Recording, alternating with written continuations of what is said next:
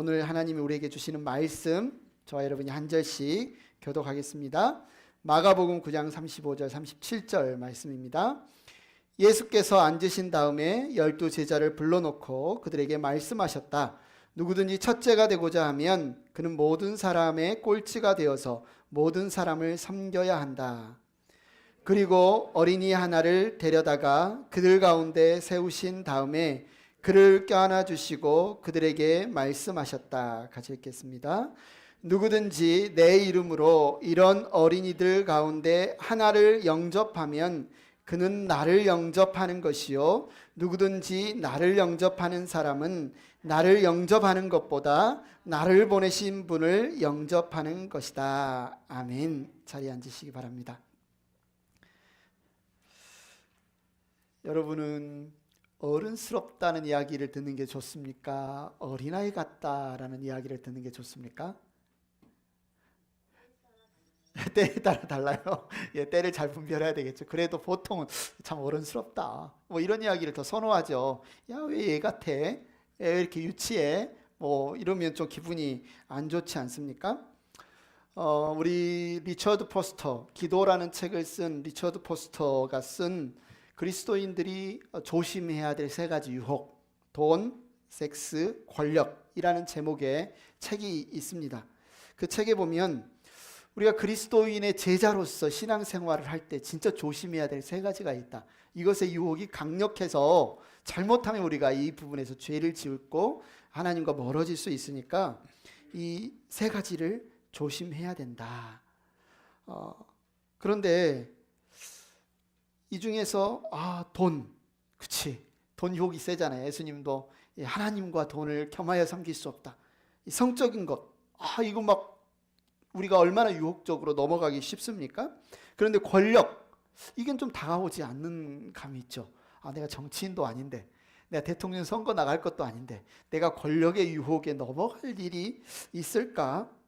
우리 신학교에 다닐 때에도 목회자 준비생들한테 선배들이나 교수님들이 진짜 목사가 조심해야 될 게 있는데 이 돈하고 이 성적인 유혹 참 조심해야 됩니다, 이런 것들을 이야기하면 많이 다가오지만 권력이라는 것은 멀리 있는 이야기처럼 느껴져요.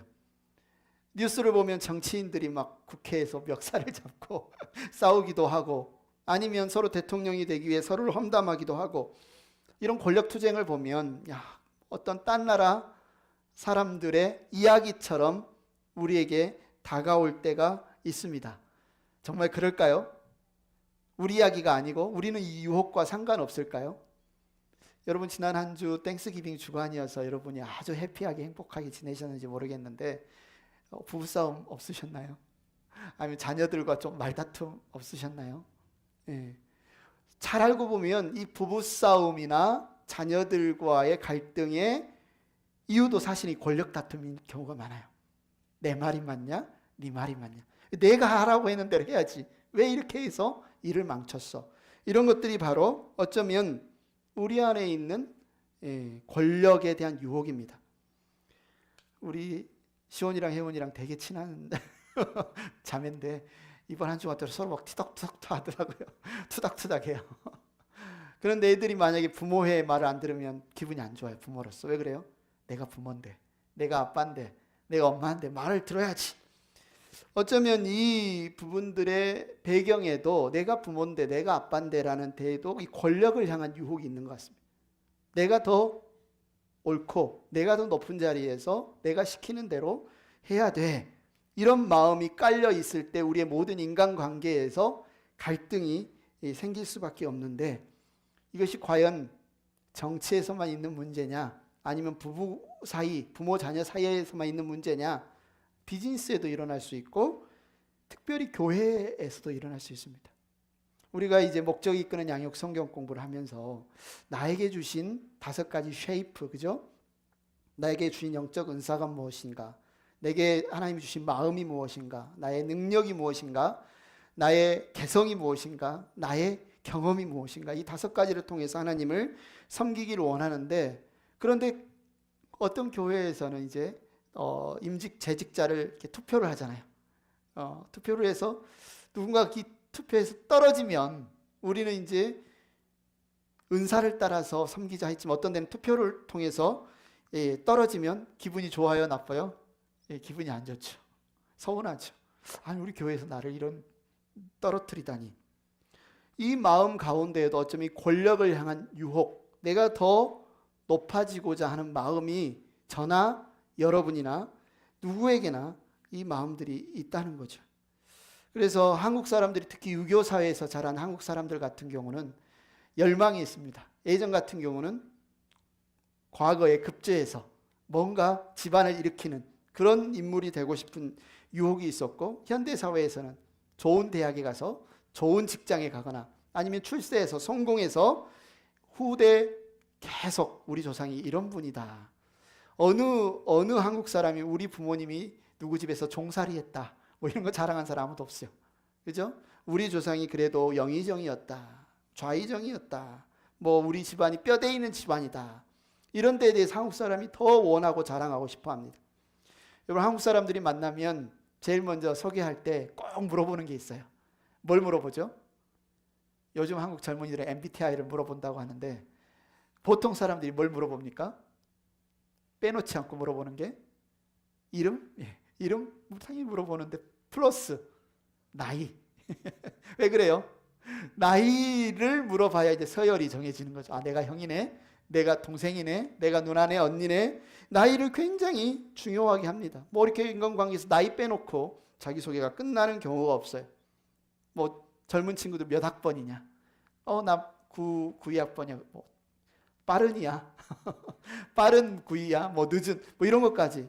아니면 같은 홍씨를 만났어요. 이름이 비슷해. 내가 홍석인인데 누군가 홍영식이야. 나는 학렬이 석자인데 나이가 똑같아도 73년생이도 영자네. 너 학렬상 내 조카뻘이네. 이렇게 하면서 이 서열을 나누기를 좋아하는 이 배경에 뭐가 있다? 권력, 높아지고자 하는 열망이 있다. 근데 오늘 이야기가 바로 인간에게 있는 이 권력욕에 관한 이야기입니다. 예루살렘으로 여행하는 도중에 제자들이 길가에서 서로 논쟁을 했습니다. 예수님이 너희가 무엇 때문에 서로 이야기 토론을 했느냐라고 물어봤는데, 마가복음은 제자들이 누가 서로 큰 사람이냐로 다투었다. 예수님은 너희들 길가에서 뭐 가지고 토론했어라고 물어봤는데, 마가는 이들이 누가 큰 사람인가로 다투었다, 이렇게 또 적고 있습니다. 유대사회에서 큰 사람은 누구예요? 예수님이 다른 부분에서도 말하지만 너희들이 생각할 때, 아니면 이방 사람들이 생각할 때 큰 사람은 권력도 있고 돈도 많고 아니면 귀족들이거나 왕이거나 제사장이거나, 그래서 권세와 재물을 가지고 영향력을 행사하는 사람이 큰 사람이다 라는 생각을 가지고 있는 거예요. 제자들도 어떻게 생각합니까? 이제 예루살렘에 가까이 가면 예수님이 뭐가 될 텐데? 왕이 될 텐데. 예수님이 지금 2번이나 이야기를 했거든요. 내가 예루살렘에 가면 고난을 받고 죽고 사흘 만에 다시 살아날 것이다, 이야기를 하는데 제자들의 귀에는 이게 안 들어와요. 이들이 예수님을 따를 때는 자기들의 착각에, 자기들의 기대에 가득 쌓여 있는 거죠. 예수님이 반드시 왕이 될 텐데, 그러면 누군가는 오른팔 왼팔을 해야 될 텐데 누가 큰 사람이어서 자격이 있느냐는 거죠. 누가 큰 사람이어서 예수님의 오른팔 왼팔이 될 자격이 있느냐.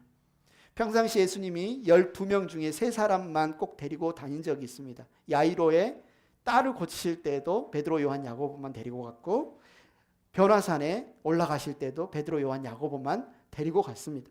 아마 베드로, 요한, 야고보는 그걸 주장했을 수도 있어요. 예수님이 우리를 가까이 두고 특별한 일에는 우리를 데리고 가니까 우리가 더 큰 사람이다. 그럼 나머지 9명의 제자들은 동의를 했을까요? 아마 이런 문제로 서로 누가 총리가 될 건지, 누가 장관이 될 건지, 누가 예수님의 오른편, 왼편이 될 건지 서로 다투었더라.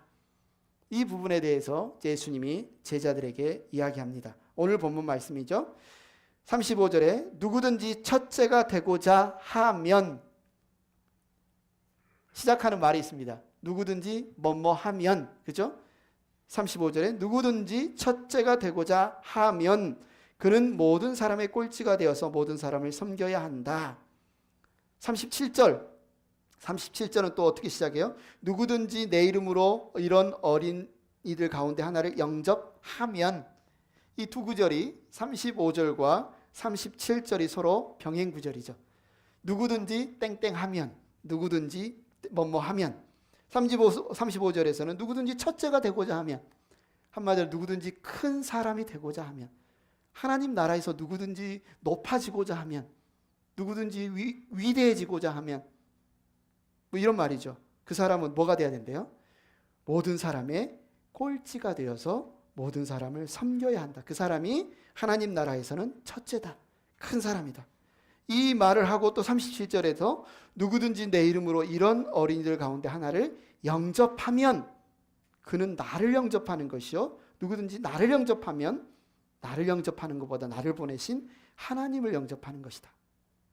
그러니까 이것은 하나님을 섬기는 일과 연관이 되는 겁니다. 우리가 하나님을 믿고 하나님을 섬긴다는 것이 무슨 뜻인가?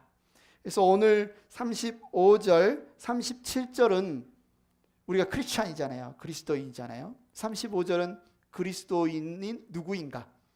그리스도인의 정체성에 대해서 이야기합니다.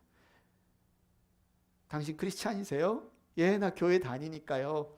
크리스찬입니다. 우리 이렇게 말할지 모르지만 예수님은 뭐라고 이야기하는 거예요? 누가 크리스찬이냐면 모든 사람의 꼴찌가 되어서 모든 사람을 섬기는 자가 그리스도이냐.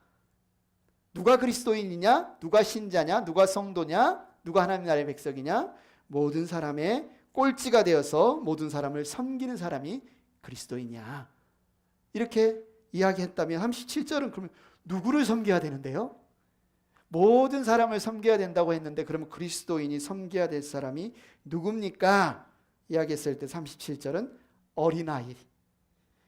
어린아이를 데려다 놓고 예수님이 어린아이를 섬기는 사람, 이 어린아이를 영접하는 사람은 나를 영접하는 것이고 나를 보내신 하나님을 영접하는 것이다. 자, 오늘 말씀 다 들었습니다. 두 가지입니다. 그리스도인은 누구냐? 꼴찌가 되어서 모든 사람을 섬기는 자가 그리스도인이다. 그럼 그리스도인은 누구를 섬겨야 되느냐? 어린아이를 영접하고 섬겨야 된다. 여기까지만 들으면 이 말이 뭐 어려운 말도 아니고 이해가 됩니다. 그런데 우리의 사고와 이제 부조화를 이룹니다. 꼴찌가 되라고요? 꼴찌가 되라고요? 아니, 기분 나쁘잖아요. 여러분 꼴찌 되십시오. 꼴등 되십시오. 꼴찌 되십시오. 기분 좋으시나요? 아니, 꼴찌가 되라고요? 이게 무슨 말이죠? 우리는 보통 꼴찌가 된다라고 생각할 때 물리적인 꼴찌를 생각하는 것 같아요. 학교에서 꼴찌는 뭐예요? 점수로 공부 못하는 거. 아, 꼴찌가 되라니 말씀 때문에 나는 학교에서 공부를 안 하겠다. 시험도 나는 분명히 답이 2번인데 아는데 3번을 찍겠다. 왜? 나는 말씀에 순종을 해야 되니까. 나는 꼴등을 항상 사수하겠다라고 생각한다면 이 말씀을 잘 이해한 거예요? 잘못 이해한 거예요? 잘못 이해한 겁니다. 그런 뜻이 아니에요. 회사에 들어갔어요. 아, 이 꼴찌가 되라고 했으니까 난 절대 승진하지 않겠다. 나는 뭐 이렇게 업무 성적도 일부러 잘못 맞아서 늘 말단 직원, 이 꼴찌의 자리에 있겠다. 나 비즈니스 하는데 나 설렁설렁하고 뭐 대충 해서 일부러 이렇게 성공하지 않겠다. 왜? 주님이 꼴찌가 되라고 했는데 내가 왜 열심히 해서 우리 가게가 뭐 유명해지고 많은 사람이 와서 하면 안 돼.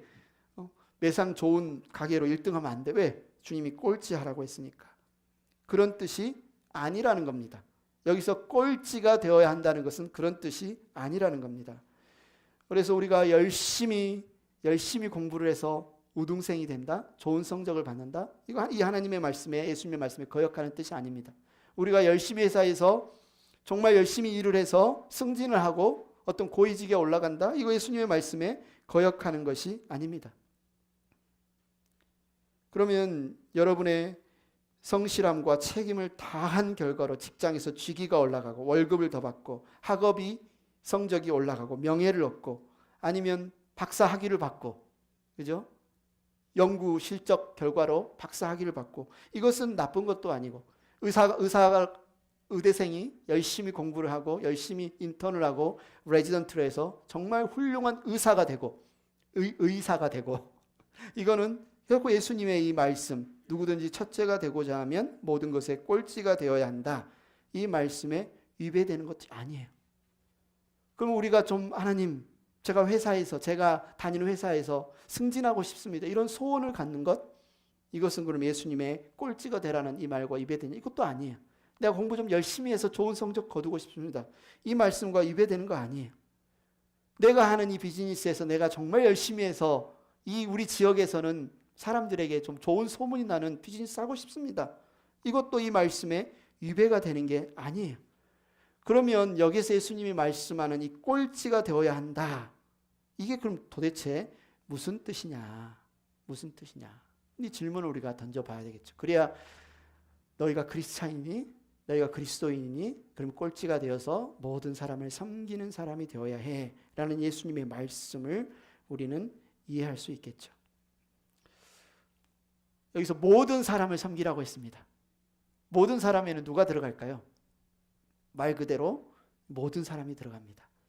어떤 사람은 우리가 섬길 때 가난한 사람, 아니면 힘이 약한 사람, 아니면 뭐 이런 사람만 섬겨야 된다고 생각하는데 예수님은 모든 사람을 섬겨야 된다라고 이야기했습니다.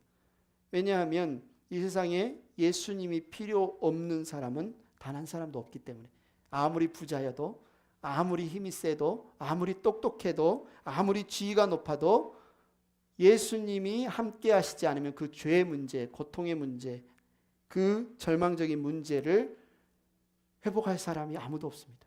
그 사람이 노동자든 아니면 일론 머스크든, 그 사람이 대통령이든 아니면 어린 아이든 누구든지 예수님을 통해서만 하나님의 다스림을 받을 수 있고 하나님의 평안을 받을 수 있고, 우리가 섬길 때 나는 저 힘 있는 사람을 섬길 필요 없어, 나는 저 부자들은 섬길 필요 없어, 나는 저 박사들 똑똑한 사람들은 섬길 필요 없어 라고 해서는 안 된다는 거죠. 모든 사람이라고 주님은 일단 말씀을 했고요. 그러면 모든 사람의 꼴찌가 되어야 한다는 것은 무슨 뜻이냐? 내가 어떤 지위, 어떤 환경, 어떤 성공, 그 자체의 목적을 두지 않아야 된다. 이게 꼴찌가 되는 것의 목적입니다. 저나 여러분은 우리가 이 세상에 태어나서 생활하면서, 저도 그렇게 자랐는데, 너 열심히 공부해서 1등 해야 된다, 너 열심히 공부해서 좋은 대학에 들어가야 된다, 열심히 공부해서 좋은 직장에서 연봉 많은 그런 사람, 부자가 되어야 된다. 한마디로 1등 하는 것, 부자 되는 것, 성공하는 것, 높은 위치에 오르는 것, 그 자체를 목적으로 삼지 말아야 된다는 거죠.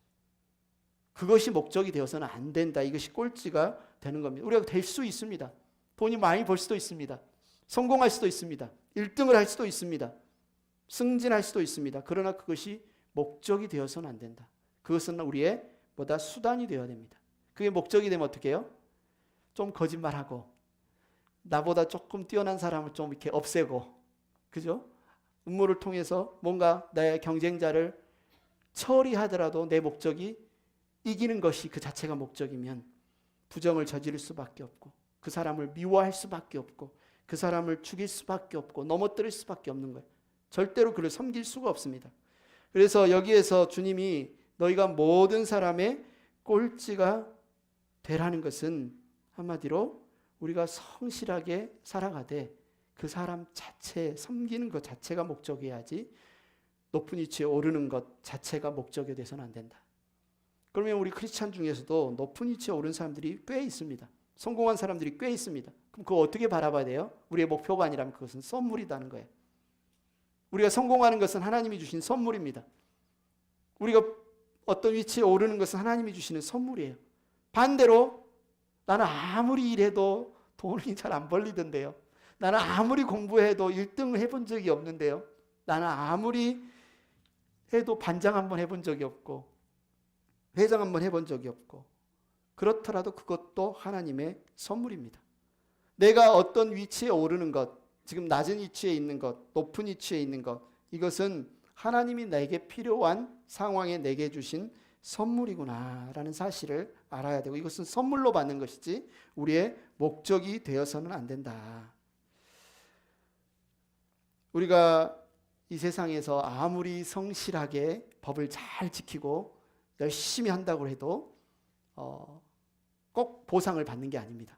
그렇지 않습니까? 내가 새벽부터 밤늦게까지 일한다고 해서 일한 만큼 수익이 들어오는 것도 아니고, 내가 열심히 공부한다고 해서 공부의 결과로 꼭 좋은 성적이 있는 것도 아니고, 왜냐하면 이 사회에서 누군가를 승진시키고 누군가에게 더 플러스를 주는 것은 죄의 마음을 갖고 하는 경우가 많아요. 내 같은 친척이거나 낙하산이거나 아니면 서로 담합을 해서 그런 경우에 승진시켜주거나 아니면 내 직원으로 채용하는 그런 일들이 빈번하게 일어나기 때문에 열심히 일한다고 그냥 뽑아주거나 그냥 성적이 좋다고 뽑아주는 경우가 때때로 없습니다. 그러니까 우리가 크리스찬으로 살아가면서 이 악한 세상에서 우리 마음이 갈대처럼 왔다 갔다 하는 겁니다. 예수님은 꼴찌가 되어서 모든 사람을 섬기라고 했는데 그러면 어떻게 해요? 진짜 꼴찌 인생만 사는 거 아니에요? 이 세상에서 정말 비참한 인생을 사는 거 아니에요? 하나님이 살아계시다면 내가 비록 주님의 말씀, 꼴찌가 되어서 모든 사람을 섬기라는 말씀에 순종하지만 실제는 보상을 해주셔야죠. 주님이 내 인생을 책임져 주셔서 나를 부자 만들어 주시던가 나를 성공해 주시던가 그러면 그리스도인들이 이 말씀에 정말 순종하기 쉬울 겁니다. 이 말씀대로 했더니 정말 부자가 됐구나. 꼴찌가 돼서 섬겼더니 정말 하나님이 높여주셔서 높은 자리에 나를 올려주셨구나. 그런데 실제로 이 세상을 살아가면서 이 말씀에 순종한다고 해서 바로바로 보상이 우리에게 주어지지 않는다는 겁니다. 내 옆에 믿지 않는 불신자는, 넌 크리스찬은 학생들 치팅도 하고 그러더니 오히려 점수가 좋고 GPA가 좋아서 좋은 대학에 갔는데 내가 정직하게 살고 속이지 않았다고 해서 나는 더 그 손해를 보고 더 불이익을 받고 이런 상황에서 살아갈 때 그리스도인들이 과연 이 유혹을 어떻게 할 것인가? 예수님의 이 말씀, 모든 사람의 꼴찌가 되어서 모든 사람을 섬기는 사람이 그리스도인이야. 하나님을 믿는 사람이야. 하나님을 섬기는 사람이야. 라는 바로 이 유혹까지도 우리가 이겨야 된다. 이겨야 된다. 내가 성실하게 살았는데도 그 결과가 주어지지 않더라도, 내가 가정을 위해 눈물로 기도했는데 내가 원하는 때에 아직 가정이 변하지 않더라도, 내 친구들에게 열심히 전도하려고 최선을 다했는데 그들이 아직 변하지 않더라도 우리가 그거 기법 포기해버리고 그들을 꼴찌가 돼서 그들을 섬기는 이 일들을 중단하지 않는 것이 곧 꼴찌가 되는 삶이다 라는 뜻입니다. 그 사람이 하나님이 보실 때에는 가장 큰 자라는 거예요. 그 사람이 하나님이 보실 때에는 진짜 나의 제자라는 겁니다. 우리가 이 세상을 살아갈 때 많은 사람들이 그런 이야기합니다. 그리스도인이면 이 세상을 변화시켜야 된다. 네가 정말 잘 믿으면 너의 가정이 변해야 되고, 네가 정말 신실하게 믿으면 너를 만나는 사람들이 다 바뀌어야 된다. 그런 일들이 일어나면 좋겠죠. 여러분이 열심히 믿고 기도하면 교회가 당연히 부흥돼야 된다 라고 하면 우리는 지금 이제 부흥이 안 된다면 우리 열심히 안 믿고 열심히 기도 안 하는 것이 되죠. 근데 그건 뭐예요? 하나님의 선물이죠. 우리가 이 세상에서 그리스도인으로 살아갈 때 누군가 변화되거나 영향을 받아서 뭔가 열매가 있는 것은 누구의 소관이면 하나님의 소관이죠. 그럼 우리가 할 일은 뭐냐? 예수님은 딱 정해놨으면 꼴찌가 되어서 모든 사람을 섬기는 것은 누구의 책임? 너희의 책임. 그 사람은 그리스도인이라고 이야기하는 겁니다. 여기에서 그러면 뭐 할 거다라고 말하지 않고 너희가 나를 따라오려거든 모든 사람의 꼴찌가 되어서 그들을 섬기면 너희는 하나님 나라에서 첫째다. 그러면 예수님을 따르는 우리는 어떤 사람을 섬겨야 되는가? 예수님은 이 부분에 대해서 37절에서 어린이를 영접해야 된다. 누구든지 내 이름으로 이런 어린이들 가운데 하나를 영접하면, NIV 성경에서는 welcome이라는 단어를 썼어요. ESV 성경에서는 receive, 이렇게 맞아들이는 것. 누구든지 웰컴하면 그는 나를 웰컴하는 것이요. 누구든지 나를 웰컴하는 사람은 나를 웰컴하는 것보다 나를 보내신 분을 웰컴하는 것이다. 그러면 우리가 그리스도인으로서 모든 사람을 섬길 때 그 중에서도 어린이를 섬겨라 라고 했는데, 어린이가 상징하는 게 뭘까요? 어린이가 뭘 상징하죠? 뭘 상징하죠? 어린이가 상징하는 게 뭡니까? 순수함, 깨끗함, 순진무구, 욕심 없음, 이런 뜻인가요? 이런 뜻이 아닙니다. 마가복음 10장 15절에 예수님이 제자들에게 이런 이야기를 하죠. 내가 진정으로 너희에게 말한다. 누구든지 어린이와 같이 하나님 나라를 받아들이지 않는 사람은 거기에 들어가지 못할 것이다. 이 말씀이 누구든지 어린아이 같이 순수하지 않으면, 누구든지 어린아이와 같이 순진무구하지 않으면 하나님 나라에 들어가지 못한다, 이런 뜻이 아니에요. 그러잖아요. 하나님 나라에 들어가는 것은 순수한 사람이 들어갑니까? 순진무구한 사람이 들어갑니까? 그런 뜻이 아니에요. 그리고 실제로 여러분이 아이를 키워봤죠? 애들이 순수하든가요? 아이들이 순진무구하든가요? 표정은 그래. 순진무구하면서 막 떼쓰고 울고. 아이들은 똥을 안 싸나요? 아이들도 똥 쌉니다. 근데 아이들 똥은 귀엽죠? 예, 작으니까, 조금 싸니까. 그래도 아이들도 똥 싸요. 아이들은 안 싸웁니까? 어른들은 어떻게 싸웁니까? 우크라이나, 러시아, 대포로 싸우고, 미사일로 싸우고, 핵은 쏘지 않았지만 전투기로 싸우고 탱크로 싸워서 한 번 쏘면 막 건물이 무너지고 수백 명이 죽을 수도 있고 수천 명이 죽을 수도 있고. 아이들은 어떻게 싸워요? 예, 아이들은 막대기 같은 거 아니면 장난감 광선검 같은 걸로 이렇게 싸웁니다. 막 어떨 때는 막 힘껏 싸워요. 막 때릴 때도 있어요. 그러나 그 물건, 그들이 가지고 있는 무기가 빈약하고 그들이 힘이 약하기 때문에 어른들이 싸워서 많은 사람이 죽고 다치는 것보다, 다치진 않지만 애들 안에 있는 그 죄가 없습니까? 미움이 없습니까? 갈등이 없습니까? 아니에요. 아이들이 순진무구하지 않습니다. 아이들이 순수하지 않아요. 그럼 여기서 예수님이 너희가 어린이를 영접하면 할 때, 어린이는 어떤 대상이냐? 순수한 자를 영접하면, 순진무구한 자를 영접하면, 그런 뜻이 아니에요. 여기서 어린이가 상징하는 건 뭐냐면 연약한 것, 쓸모없는 것입니다. 너희가 연약한 자들 가운데, 쓸모없는 자들 가운데 하나를 영접하면, 구약으로 말하면 너희가 고아와 과부와 나그네를 영접하면, 이런 뜻이에요. 나를 영접하는 것이요. 너희가 연약하고 쓸모없는 사람을 영접하면, 우리 시대 말로는 애들이 쓸모없다고? 이해가 안 되죠.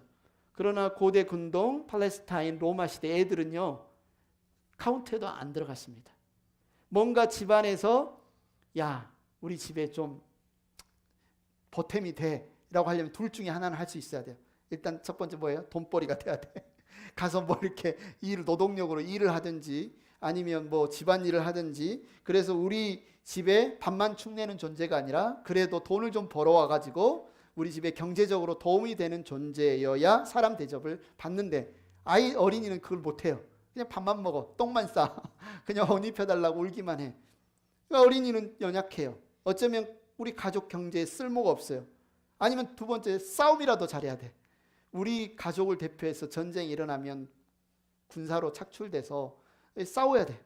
그래서 군사적인 기여 아니면 경제적인 기여, 이런 기여가 있어야 쓸모 있는 사람 아니면 강한 사람인데, 아이는 싸우지도 못해, 돈 벌지도 못해. 그래서 여기에서 당시 아이는 연약한 자들이에요. 어쩌면 쓸모없는 자들이에요. 아이를 내가 뭔가 섬긴다고 해서 그 아이가 나에게 경제적으로 돈을 페이할 수 있는 것도 아니고, 내가 한번 아이를 보호해 줬다고 해서 아이가 또 나를 보호해 줄 수 있어요? 그런 것도 아니고, 내가 그 아이를 섬긴다고 해서 내게 돌아올 수 있는 게 단 하나도 없는 존재, 그게 어린이입니다. 여러분, 한국 속담에 이런 속담이 있습니다. 정승집 개가 죽으면 조문을 가지만 정승이 죽으면 가지 않는다. 무슨 말이에요? 사람들의 인간관계, 섬기는 기본이 뭐냐면 내가 뭔가 이익을 얻을 수 있는 존재를 섬긴다는 겁니다.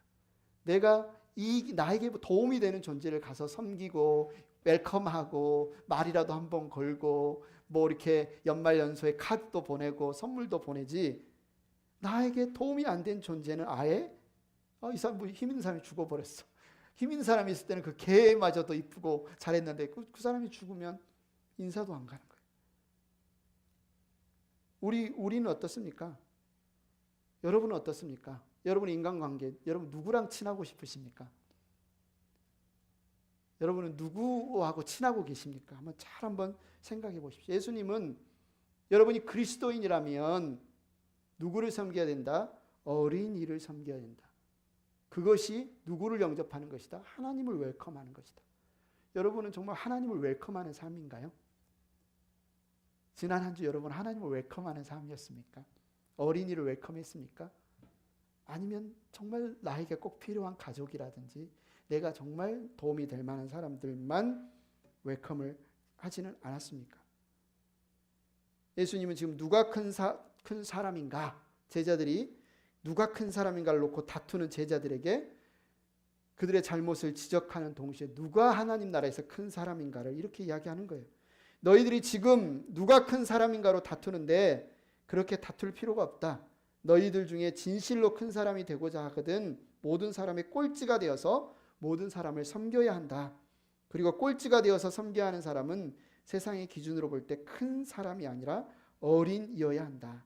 그리고 그 어린이를 영접하는 것이 곧 누구를 영접하는가요? 예수님을 영접하는 거예요. 예수님을 영접하는 것이 곧 하나님을 영접하는 것이다. 세상의 기준으로 볼 때 무가치한 자를 영접하는 거지. 쓸모없는 자, 연약한 자를 섬기고 영접하는 것이 예수님은 나를 영접하는 거야. 그럼 이 말씀을 우리가 어떻게 받아들여야 될까요?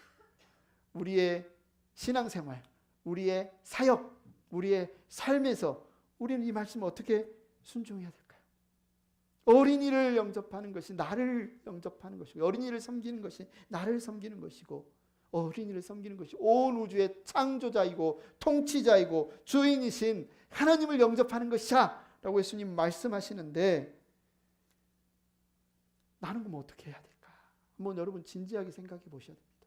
내가 하나님을 믿는다, 내가 예수님을 따른다, 섬긴다. 어떻게 하나님을 잘 섬길 수 있느냐? 연약한 자, 어린이, 쓸모없다고 이 세상에서 무가치하다고 한 사람을 우리는 섬겨야 된다. 예수님의 말씀은요, 항상 산상수훈도 그렇지만 너희들은 이렇게 살아라, 너희들은 이렇게 살아야 된다라고 끝나지 않습니다. 예수님이 우리에게 하신 말씀들은 다 먼저 예수님이 사셨던 삶이에요. 오늘 말씀에서 예수님이 크고자 하는 사람은 모든 사람의 꼴찌가 되어서 모든 사람을 섬기는 자가 되어야 된다. 큰 사람이 누구예요? 예수님이에요. 예수님이 그렇게 사신 거예요. 예수님은 꼴찌가 되어서 모든 사람을 섬기는 자가 되셨어요. 너희가 어린이와 같지 아니하면, 이런 말씀, 어린이를 영접하지 아니하면, 이런 말씀에 예수님은 이 땅에 오셔서 누구처럼 사셨어요? 어린이처럼 사셨어요. 여기서 어린이가 상징하는 건 뭐예요? 사람들에게 쓸모없는 자, 사람들에게 무가치하다고 느껴지는 자, 사람들에게 저런 능력 없는 자, 나사렛에서 무슨 선한 것이 나오냐? 십자가에 달리신 예수님을 보면 당신이 정말 메시아면 내려와봐. 자기 자신도 못 구하면서 우리를 구원한다고. 이런 쓸모없는 사람, 이런 무가치한 사람, 이런 능력 없는 사람, 쓸데없는 사람. 예수님은 이 땅에 오셔서 그러니까 누구로 사신 거예요?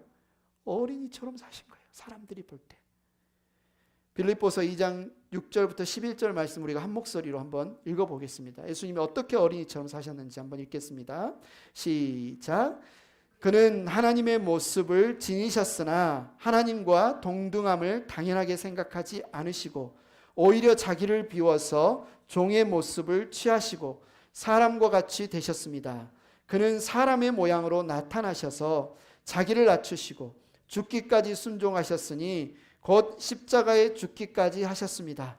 그러므로 하나님께서는 그를 지극히 높이시고 모든 이름 위에 뛰어난 이름을 그에게 주셨습니다. 그리하여 하늘과 땅 위와 땅 아래에 있는 모든 것들이 예수의 이름 앞에 무릎을 꿇고 모두가 예수 그리스도는 주님이시라고 고백하여 하나님 아버지께 영광을 돌리게 하셨습니다. 이 빌립보서 유명한 말씀이 오늘 예수님이 하신 말씀을 딱 예수님께 적용하는 거예요. 꼴찌가 되어서 예수님은 모든 사람을 섬기셨다. 이 말씀을 지금 쭉 이렇게 표현한 거예요. 예수님은 어린이와 같이 쓸모없고 연약한 자와 같이 이 세상을 사셨다. 자기의 모든 지위, 능력, 권세를 내려놓고 자기를 비워 인간이 되셨고 인간 중에서도 가장 낮은 십자가에 죽기까지 낮아지신 그게 어린이처럼 사셨다. 이 말씀입니다. 예수님이 십자가에 어떻게 죽었습니까? 우리는 예수님이 십자가에 달리시면서 눈물도 흘리고 감사도 하고 찬양도 하고 경배도 하지만 예수님이 십자가에 달렸을 때 사람들은요 침 뱉었어요.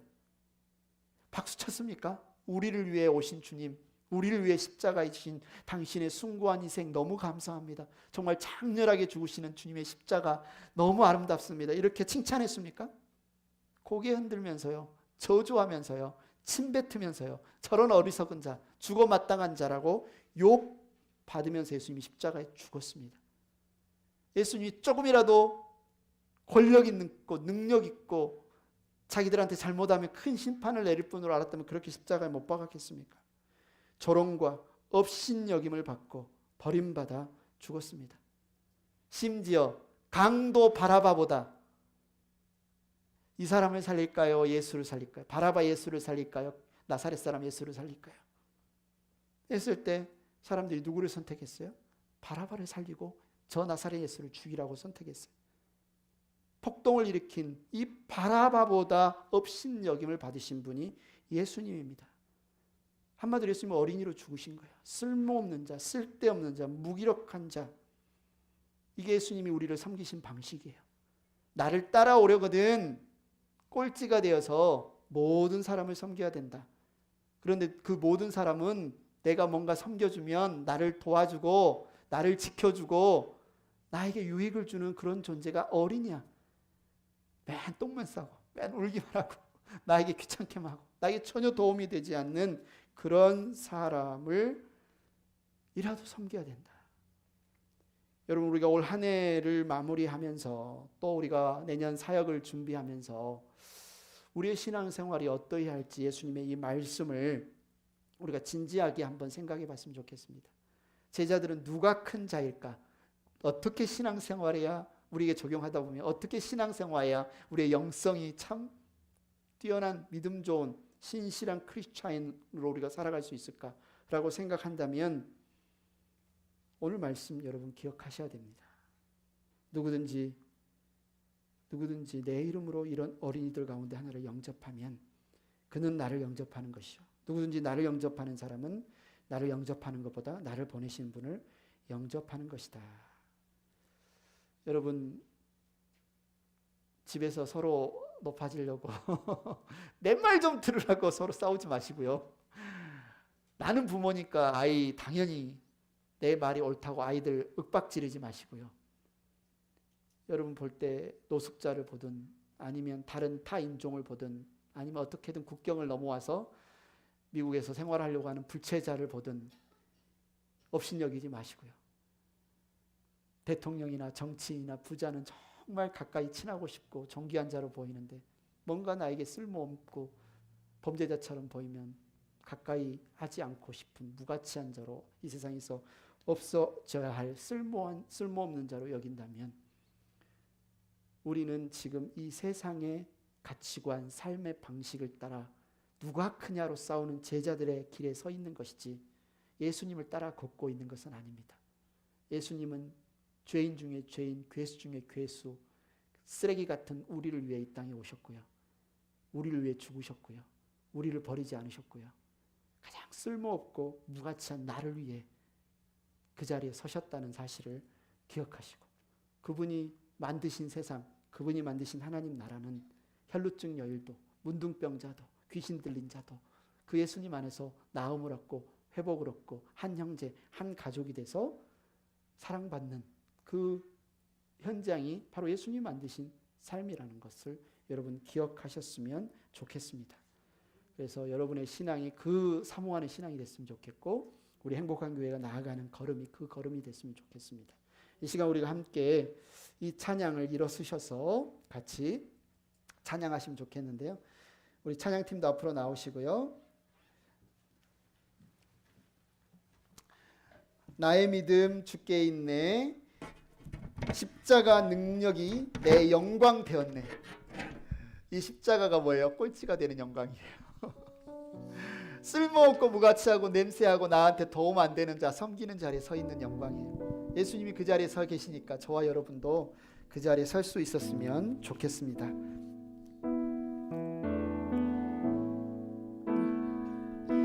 나의 믿음 주께 있네. 십자가 능력 여기 내 영광 되었네. 주께서 우리를 승리케 하셨네. 나의 능력, 나의 소망 주께 있네. 오직 예수 나의 믿음. 십자가 능력 속에 빛나는 영광. 내 모든 승리로 주님께 영광을.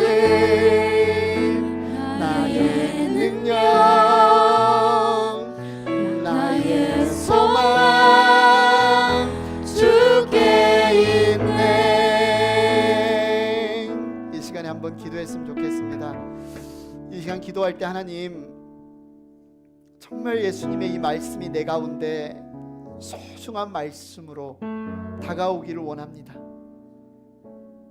나에게 쓸모없는 말씀, 한 귀로 듣고 한 귀로 흘려버리는 말씀, 여전히 나는 이 세상에 힘 있는 자, 높은 자, 나에게 이익이 되는 사람들만 섬기는 자리에 서는 그런 말씀이 아니라 오늘 예수님의 말씀처럼 꼴찌가 되어서 나를 섬겨주신 예수님, 연약한 자가 되셔서 나를 위해 죽어주신 예수님, 그분 곁에 서서 그분을 따라 걷는 저와 여러분의 걸음이 되기를 원합니다. 그래서 우리 주님이 웰컴되어지는 우리의 가정, 우리의 삶, 우리의 교회가 되어지기를 원합니다. 우리 하나님의 만왕의 왕, 만군의 주, 통치사이신 주님이 주인 되시는 우리의 삶과 우리 교회의 삶이 되어지기를 원합니다. 이 시간 함께 기도하기를 원합니다. 주님, 제가 이 말씀에 순종하겠습니다. 이 말씀대로 살 수 있는 은혜를 더하여 주시고 주님 곁에 서겠습니다. 나를 통해서 주님이 높임 받으시기를 원합니다. 웰컴 되어지기를 원합니다. 함께 기도하겠습니다.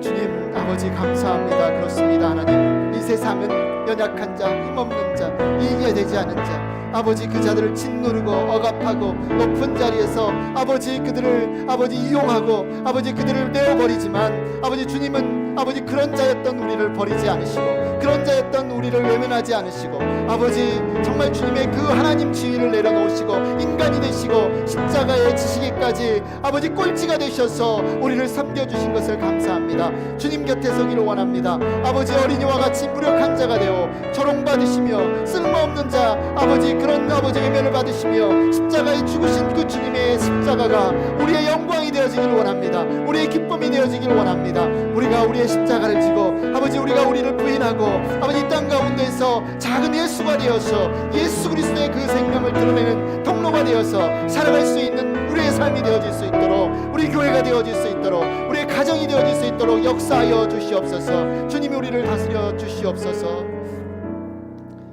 하나님 그렇습니다.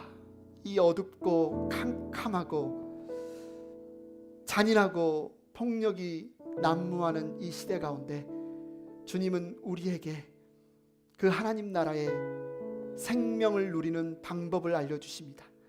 그 하나님 나라에서 큰 자가 되어 하나님의 마음을 기쁘시게 할 뿐만 아니라 하나님이 우리의 기쁨이 되시는 그 삶의 길을 알려주십니다. 꼴찌가 되어서 모든 자를 섬기는 자가 되어라.